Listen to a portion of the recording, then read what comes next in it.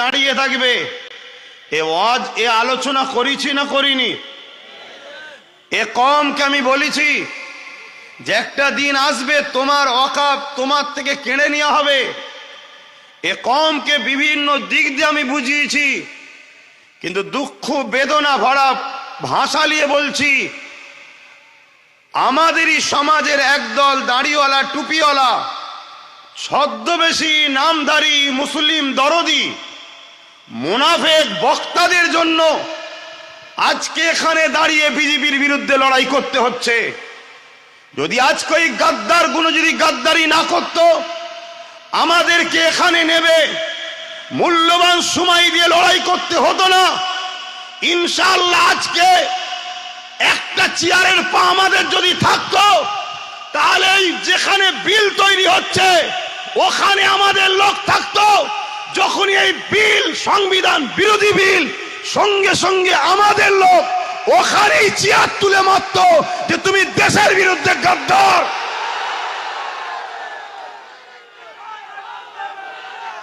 কিন্তু দুঃখের বিষয়, আমার কওমের সরল প্রাণ ভাই, ছোট্ট মতো বাচ্চাটাকে ভাইটাকে বিশ্বাস হলো না।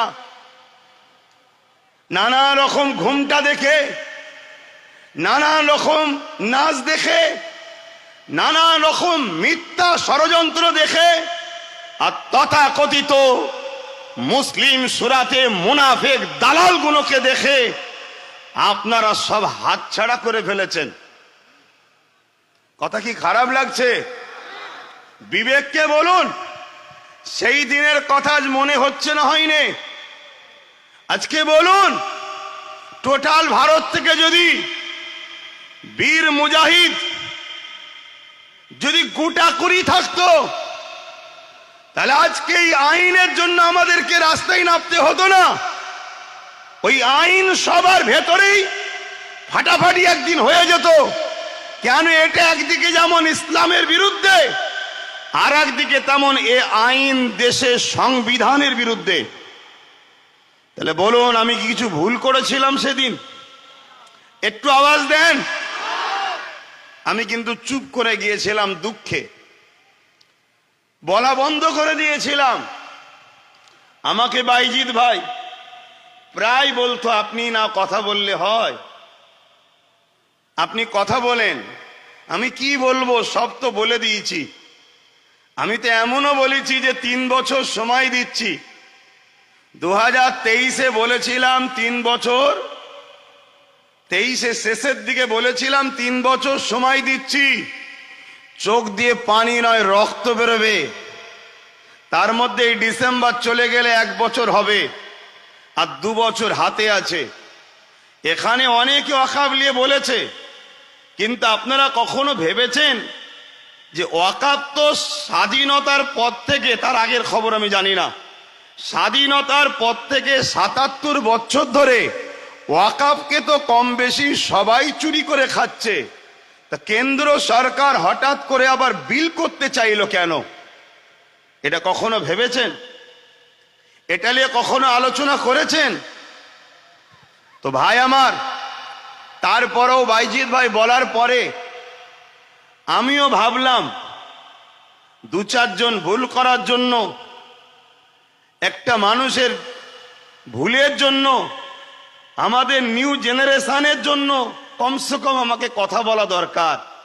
তাই নতুন করে আমি নেমেছি কথা বলতে। আমি বলবো না বন্ধ করে দেবো, এটা আগে জানতে চাই। হাত তুলে সাক্ষী দিয়ে বলুন, বলবো না বন্ধ করে দেবো। ওপর নিচে ছাতে যে যেখানে আছেন হাত তুলুন। যারা বলতে বলছেন হাত তুলুন। এ কথা বলবো তো নাকি? কথা বলবো তো, কিন্তু কথা বললে শুধু শুনবেন না বিশ্বাসের সাথে সাথ দেবেন? আমার দেশের একজন মহানায়ক ছিলেন নেতাজি সুভাষচন্দ্র বসু। তিনি বলেছিলেন, তোমরা আমাকে রক্ত দাও, আমি তোমাদের স্বাধীনতা দেব। বলেছিলেন না? এই দেশের অনেকেই রক্ত দিয়েছে, তবে গর্বের সাথে বলছি, ইসলামের অনুসারীরা 93,000 কম বেশির মধ্যে 63,000 প্লাস ইসলামের অনুসারীরা নিজের দেশ মাতৃভূমির জন্য রক্ত দিয়েছে। তো সেই জায়গাতে নেতাজির কথাকে সামনে রেখে আমিও আজকে সেই ভারতের নাগরিক হিসাবে যদি বিশ্বাস রাখতে পারেন, আমি আপনাদের কাছে কথা দিয়ে যাচ্ছি, আমার মুজাদ্দেদ জামানের রুহানি বাচ্চা ফকির সাহেব হুজুর নামে যিনি খ্যাত, সেই দরবার থেকে বলে যাচ্ছি, আপনারা যদি বিশ্বাসের সাথে লোভ না করে, গাদ্দারি না করে যদি আমার সাথ দেন, আগামী দিন ওয়াকফ কেন আপনাদের দিকে কেউ চোখ তুলে তাকাবার আগে সে নিজেকে অন্ধ ভালো মনে করবে।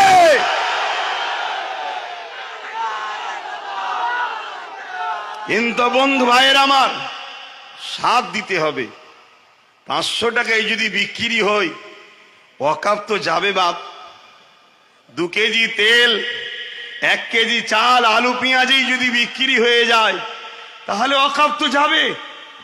এখন তো ওয়াকফ যাচ্ছে, একটু অপেক্ষা করুন না, ওয়াকফটা গেলে কি ভয়ানক পরিস্থিতি হবে সেটা শুনুন। আশা করছি এ বিষয়ে কেউ এখানে আলোচনা করেনি, কেন এত আলোচনা হচ্ছে আমি দেখছি। এই আলোচনা কোনো এক জায়গায় যেন কারো বিরুদ্ধে কারো পক্ষে হচ্ছে, কিন্তু আজকের আলোচনা অবশ্যই জালিমের বিরুদ্ধে, আল্লাহ ও রসুলের পক্ষে আমরা আলোচনা করতে এসেছি, এখানে কোনো সন্দেহ নাই।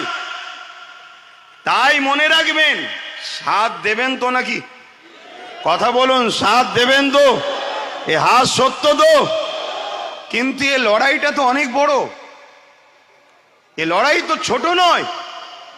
আমি তো, আমার আগে ভাই বলল, নিজের মুখে নিজের কি নাম করি বলেন না, নওজুবিল্লাহ, বুঝাতে চাইছে যে বিশ্বাসটা হয়।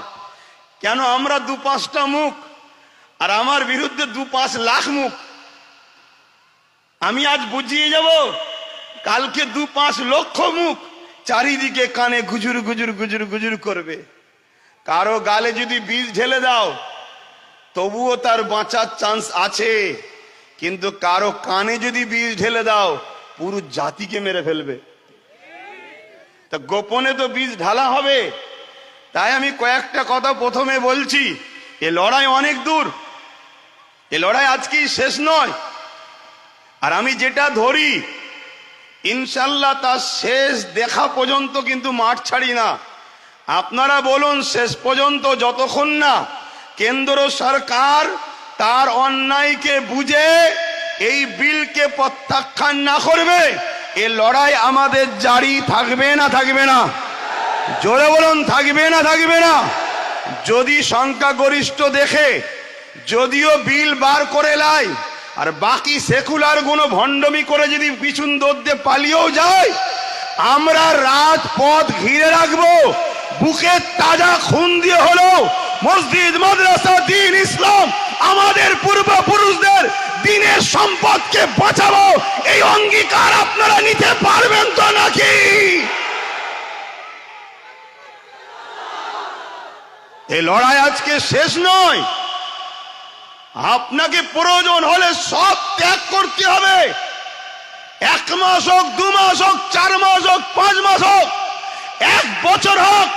পশ্চিম বাংলার নাগরিক আমরা, পশ্চিম বাংলার রাজধানী কলিকাতার বুকে প্রয়োজন হলে 50 লক্ষ যুবক ছেলে, স্ত্রী, পরিবার, সন্তান, গ্রামবাসী ছেড়ে দিয়ে কলিকাতাকে 1-2-3 মাস, 1 বছরের জন্য প্রয়োজন হলেও দখল করে রাখবো, রাজি আছে? আন্দোলনে কে বলে? আন্দোলনে কে বলে? লোক জড়ো করে ফটো তুলিয়ে নেতাকে বলবো না এত আমার দিকে আছে, 2-10 কোটি দাও, তোমার গুণটা গেয়ে দেবো। ও ছেলে আব্বাস সিদ্দিকী নয়। আমি পরের গুণ গাইতে যাবো, কারণ আমার ঘরেই তো আল্লাহ খালি নেতা পাঠিয়েছে। এই জানেন না নওশাদ সিদ্দিকীকে? ও তো আমার ঘরের। কথা বুঝছেন না, বোঝেন না? তো এই জন্যে বলি, এটা আমার ধর্মীয় পাঠ।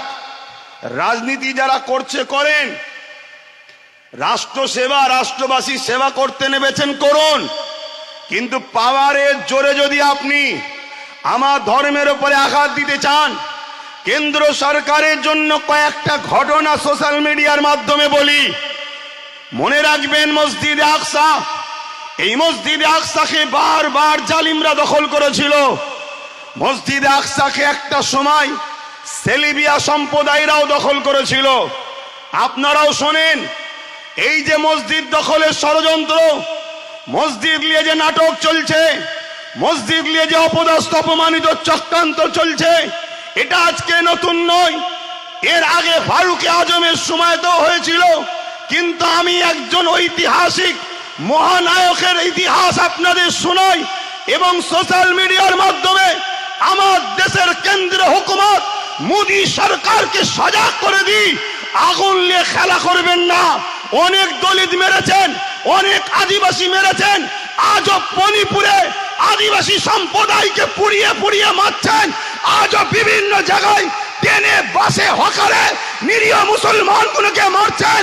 আমরা সব বরদাস্ত করে নিয়েছি, কিন্তু আমার মসজিদের একটা ইটে যদি হাত দেন আমরা বুকে তাজা দিতে রাজি আছি, কিন্তু আপনার অন্যায় মেনে নিতে রাজি নয় আমরা। মনে রাখবেন, বাবরি মসজিদ আমাদের চলে গেছে, তখন আমরা ছোট ছিলাম। আর বাবরি মসজিদ যাইনে বাপ, খারাপ নেবেন না, আমি বললাম মানুষটা ছোট হয়ে গেছি, গুরুত্ব দেবেন আমার বাপ জানেরা। বাবরি মসজিদ আমাদের যাইনে, বাবরি মসজিদকে একদল মুনাফেকরা বিক্রি করেছে। আমারই সমাজের একদল মুনাফেক। আল্লাহর নবী ভবিষ্যৎবাণী করে গেছিলেন কি, আখরি জামানায় আসমানের নিচে জমিনের উপরে সব থেকে নিকৃষ্ট হবে একদল উলামারা। আমি সমস্ত উলামা বলবো না, কেন আজকে উলামাদের জন্যই তো এই জনসভা। আমার আগে মাস্টার সাহেব বলছিলেন না, উলামারাই আন্দোলন শিখায়, তারপরে 10 বছর পর বুদ্ধিজীবীদের ঘুম ভাঙে। উলামারা আল্লাহর আরশের পর্যন্ত খবর রাখে। উলামাদের সঙ্গে কেউ কখনো পাল্লা দিয়ে পারবে না। এবং দেশ স্বাধীনতার অবদানে সব থেকে বেশি উলামাদের হাত আছে। কিন্তু রাসূলুল্লাহর এই হাদিসকে আমাদের মাথায় রাখতে হবে। একদল উলামা আখিরি জামানায় জমিনের ওপরে আসমানের নিচে সব থেকে নিকৃষ্ট হবে। আজকে সেই সকল মানুষের মধ্যে একদল মানুষ আমার বাবরি মসজিদকে বিক্রি করেছে। কিন্তু আজ আলোচনার মাধ্যম দিয়ে এটাও জানাই, আপনারা বলুন, আমাদের সম্পদ, আমাদের মসজিদ বাবরি ওই জায়গাতেই ফিরিয়ে পাওয়া দরকার আছে না নাই? আওয়াজ দিয়ে বলুন, দরকার আছে না নাই? আমি আপনাকে কথা দিয়ে যাচ্ছি, যদি আপনারা ভুল রাস্তা, রং রোড ছেড়ে দিয়ে নিজের মেন রোডে ফিরে আসতে পারেন, সেদিন বেশি দিন নয়, যেখানেই বাবরি ছিল ইনশাআল্লাহ ওইখানেই বাবরি তার জায়গায় নতুন রূপে আবার সেজে উঠবে ইনশাআল্লাহ, কথা দিয়ে গেলাম। এইটাকে নিয়ে কিছু মিডিয়া বন্ধু হয়তো বলতে পারে, তাহলে বাবরি মসজিদ করার জন্য তাহলে রাম মন্দির ভাঙবেন নাকি? না, এটা ইসলাম। কারো ধর্ম ঘরস্থান ভেঙে কোনো ধর্ম ঘরস্থান আমরা তৈরি করি না। তার প্রমাণ হলো বাবরি মসজিদের তলায় বলেছিল রাম মন্দিরের খাঁচা আছে, এটা আছে, ওটা আছে। অনেক পরীক্ষার পরে দেখা গেল ওখানে কিছুই ছিল না। সুপ্রিম কোর্টের রায়টা যারা পড়েছে তারা জানে। আজ আমি বলে যাই, এই ফয়সালা হয়েছিল যে বাবরি মসজিদের মধ্যে গোপনের রামের পুতুলকে নিয়ে রাখা হয়েছিল, সেইভাবে তারা রাম মন্দিরকে ভেঙেছে, বাবরি মসজিদকে ভেঙেছে। ওখানে কোনো রাম মন্দির ছিল না। কিন্তু আজ আমি আপনাদেরকে জানিয়ে দিই, আমরা মসজিদ তৈরি করতে গিয়ে কোন ধর্মের স্থানকে ভাঙতে লাগে না। কারণ ইসলাম বলছে অন্যের ধর্মের উপরে জুলুম করার নাম ইসলাম নয়। কারো জায়গাকে জোর করে সেখানে ইবাদত খানা করলে ইবাদত হয় না। কিন্তু আপনি ভাবতে পারেন ওইখানে তো রাম মন্দির আছে, আপনি বাবরি মসজিদ তৈরি করার কথা বললেন, তাহলে কি করে? তাই আজ আপনাদের চোখ খুলে দিতে চাই, বিশেষ করে সোশ্যাল মিডিয়ার মাধ্যমে আমার হিন্দু বন্ধুদের বলবো, হিন্দু মা বাবাদেরকে বলবো, আপনাদেরকে কিভাবে বোকা বানানো হচ্ছে। দেখুন, যেখানে বাবরি মসজিদ ছিল সেই জায়গায় রাম মন্দির হয়নি। বাবরির জায়গা এখনো ফাঁকা আছে, রাম মন্দির অনেক দূরে হয়েছে। কেন মোদি, কেন এর আগে যত জালিম এসেছে আল্লাহর আল্লাহর সঙ্গে যারা পাল্লা দিতে গেছে তারাই মিটে গেছে। তো মোদি বাবু খুব ভালোভাবে জানে এই বাবরির জায়গায় রাম মন্দির করেনে, ওই জায়গাকে ফাঁকা রেখেছে, কেন আল্লাহর জায়গা দখল করা সম্ভবই নয়। তো ভাইয়েরা আমার, তাহলে আপনারা প্রচার রাখবেন তো নাকি? আমার হিন্দু ভাই বাপ মা বোনেদের প্রচার রাখবেন তো নাকি?